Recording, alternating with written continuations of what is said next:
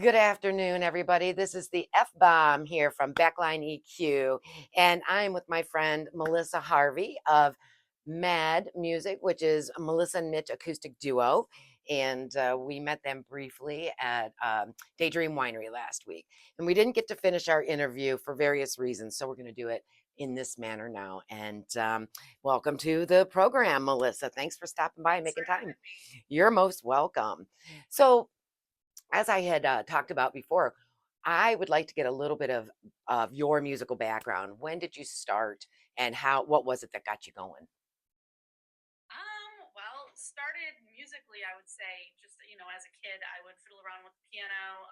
My mom was very musical. My dad was a music enthusiast. We had all sorts of music playing at all times, including organ music, which I grew up listening to. Um, my pastimes were sitting down at the piano trying to figure out my favorite song on the radio, that time of that type of thing. I did take some piano lessons as a kid and then revisited that back in high school. Mm.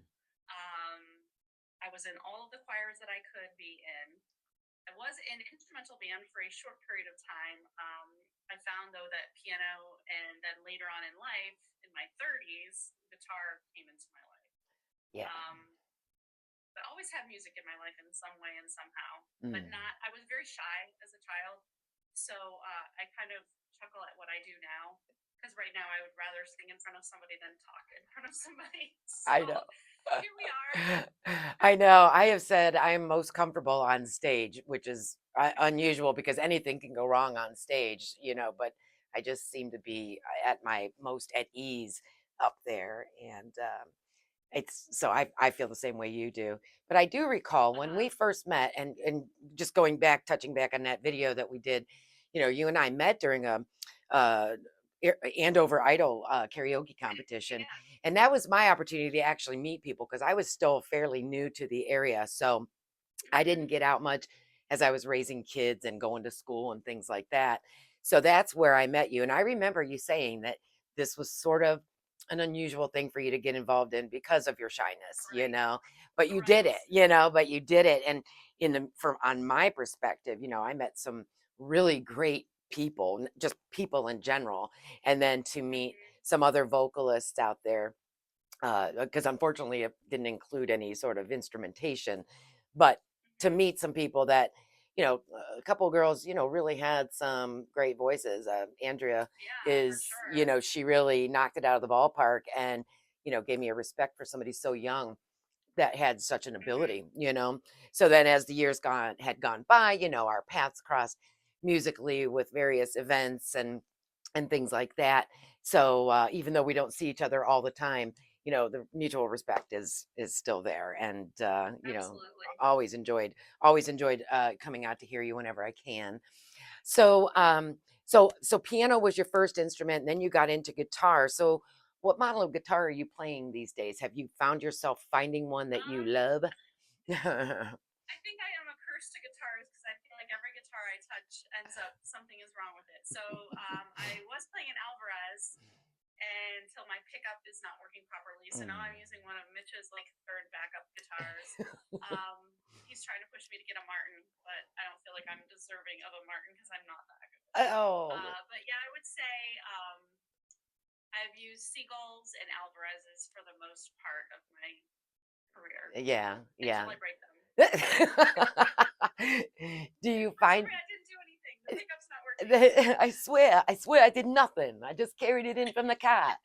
Yeah, I know. Stuff seems to always happen in the strangest ways. One of my microphones, all of a sudden the input's super loose. I'm like, when did I don't Yeah, remember swinging it like a lasso. I didn't do that, but it happens all the it's time. always something. It is. So do you find yourself preferring to play guitar over the piano, or do you just find, you love them both? Are you going to be That's a Geddy good Lee one question. day? Are you going I to be like feel Geddy more Lee? proficient on the piano, I guess. So I guess piano, whereas a couple years ago I would have said guitar, but I think now I tend to go back to the piano. It's Yeah. easier for me to play. Like if somebody requests a song, I can pull Mm. up and I can play it easier than necessarily on the guitar. Oh, I gotcha. So I I gotcha. guess that's where my ease of comfort comes in. Sure, sure.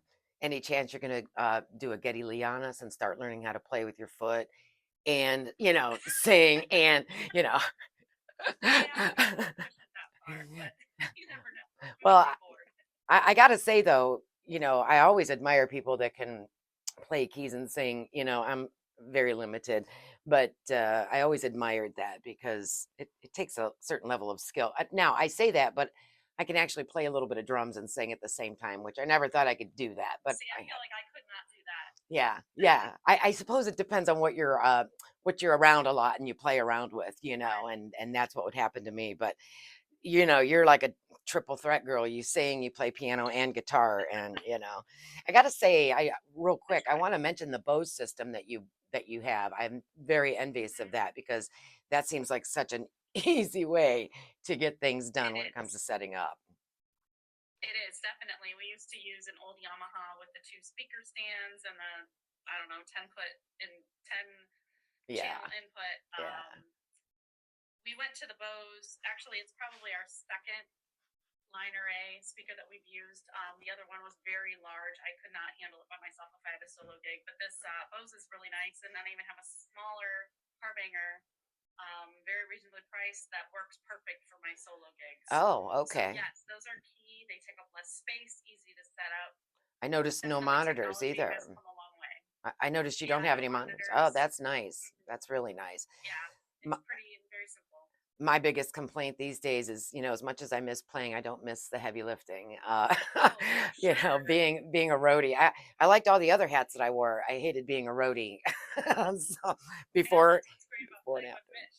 He Ye- lifts all the heavy stuff. Yes, yeah, the boys would do that, and but even then, I would find myself sweating, and then I'd have to try and get ready and get my mind into it. In the meantime, did I plug that in? Did I do all of those things? So, kind of my demand has been, if we go back to playing, I'm not being a roadie ever again. So, so moving on. Um, Obviously, you were playing before COVID happened and now after. And I'm just curious as to maybe what are some of the changes that you've noticed since COVID um, release? I would say things are fairly back to normal. However, I would say a lot of the places that offered live music before are no longer Mm, offering live music. mm, Um, so a couple of our, key places that actually where Mitch and I started playing together no longer have live music. So maybe I feel like it's building back up again. But for a while, it felt like people were cutting back on their live mm, music, either doing solo duo, not as much the bands, or less nights per week. yeah. Uh, However, I do feel like that is coming back a bit more now. The nice thing with the wineries is you basically have a built-in audience. And so from an Right. owner's perspective, I mean, they almost can't go wrong to bring back the live music just because Right. people are there. That's kind of the whole winery experience, I think, is to be able to sit around Right. and drink wine and listen to music. Mm-hmm. So, that's do you have a Drink live favorite music, yeah. do you have a favorite venue that you like to play at? Oh gosh, I have to say, really, we are very blessed to be to the point where we really only play where we want to play. So all the places that we do play, we like. We love the owners. That's a key thing is Yeah. having good owners and good staff Mm-hmm. that you Mm-hmm. know who you are when you walk in. It's not a turnover all the time. We do prefer probably a lot of the smaller wineries because of, I guess, just the atmosphere. However, Sure. one of the larger ones we really like playing at is Stonegate. The smaller ones like Daydream that you were at, Mm. Horse Stable Winery, we have good friends there as well. Um, yeah, I mean, we basically are lucky to be able to be a little choosy of where we play, That's even. nice. Yeah, that's really So that nice. is nice. Yeah, yeah, you know what you're going into when you pull up, Right. and It's hard to pick one because they're all different, and that's what's wonderful about wineries. They all have a different vibe. Um, it's just a unique experience no matter where you go. yeah. I will say with the Daydream Winery, I noticed, it was kind of a mishmash of all kinds of different people. And then Hmm. you go to some other wineries and it seems to be mostly like professionals that would go. There's a different air, but I'm not a Right. winery person, so I can only give you those couple of instances where I've noticed those things. But what I do notice Hmm. about the wineries is is the built-in audience. And even in the summertime when you have bus loads of people coming, it makes it nice Right. for the musician. There's no, you don't have to do any of the, advertisements necessarily. You toss it out Right. there, and it's good to go. It doesn't have to be a constant, push for Hmm. that, which is ideal. Really, it's ideal. Hmm. So, when we go to venues, or excuse me, wineries like that, do you notice there's a certain genre that is most appealing to those people, or do you Uh, not care? Do you just play what you again, it want? really depends. It depends on the crowd, and we never go with the set list because we used to, but we would always get off track because it's kind of reading the crowd, and we do take requests. So I guess we don't go with a set list. There are different wineries that tend to request different things, I Okay, guess, if okay, that makes sure, sense. Like sure. Daydream, I have to give them a shout out because we've known the owners of Daydream for a long time, and Craig, he loves some of the Alanis Morissette songs, some Oh, of the sure, Metallica songs. So sure. of course he always requests those, and of course we're gonna play them for him because he's the owner. Yes. Um, so it really is dependent on the crowd. Yeah. I give you kudos. I would never play without a set list. One night I made a list of all the songs that we played, and I put them out on the table, on some of the tables for the audience. Hmm. They could choose, so that, but it just didn't land as well as I had hoped it would. Because there's always people that are like, well, if you know this band and this song, you should know this song by that band, and that doesn't always Right. work Yeah, out. their expectations. Yeah. And they're like, "Oh, just pull it up. You'll know how it goes." It's like, well, those are the words, but I don't know how it You're right. goes. Yeah. Would you like me to So totally redo it's this song for you? Sure, I can do that. I know. Do you have a song that's generally, can you think about a song that maybe is always requested more than another, or mainly requested more than another? I would say for me, I get Zombie a lot and Four Non Blondes. What's up? Yeah. Yeah. I get those a lot. Mitch gets Pearl Jam. He's good with some of the older 70s type. Oh my gosh, my brain is The fried. hits of the 70s. Yeah, yeah. Yeah. So he gets a lot of those requests. So I guess we Sure. complement each other as far as we know different genres pretty well. Hmm. So one of us should hopefully know the song, Yeah, at least and have we're pretty a good about framework with for it. Spotify pulling up the chord chart and being able to play it. So Yeah, yeah. we try our best. I noticed that. I mean, like, for the contradiction, it was, we were always getting the one song that sticks out of in my head was The Sound of Madness. It didn't matter where we went. It was always, where's the Sound of Madness? And that's a song that, after so many times of playing it, we would push it aside and insert something else, Right, but it became the song that we were kind of known for. So we just played it and enjoyed the hell out of it either way. right. And it's nice to, we like to rock out. So that song had a nice heavy rock vibe to it. So we Hmm. enjoyed that. But with regards to that, in the same token, do you notice that certain areas or venues would you'd play a song and it would fall flat over here, but over here it would be this hit? We had Yeah, that no, we've experience. noticed that. Like, uh, I'll just throw this one out because it's been more recent. Like something in the orange, I do that solo on the piano, and I think it's a pretty cool version. It's a little bit different than Zach Bryan's version. And like some places, like it gets quiet and people are listening, but then like I'll play it another place and nobody's paying attention. Yeah, It doesn't right, matter. So right. I don't know. It really is. I can't say it's the song Yeah. or maybe it's me. I don't know. I think it's the But yeah, location. you'll play it and you'll be like, oh my gosh, it was so good. Yeah, yeah. And then like zero crickets, and you're like, okay, maybe that wasn't so good. I understand that It's completely. Completely. We'd yeah. play up here and we'd play a U2 song, and it would smash out of the ballpark. We'd go back to Portage County or Hmm. something like that, and we'd be like crickets. Or we'd play a Police number, and it would be in one area, everybody loved it. Nobody does that song. And then turn around another place and it's like, why are you playing the Police? But Right. it's interesting. Just short distances, you might find people that are, Hmm. music snobs, if you Yeah, will. and again, it's just down to the crowd. Yeah. They're different all the time. Yeah, they are. They are. I I've been wondering though, when will you be oh, excuse me. Let me backtrack a little bit. One of the things you mentioned is that you go without a set list, which freaks me out. Secondly, secondly, you guys do use electronics on stage, which is one of my hot button topics Mm-hmm.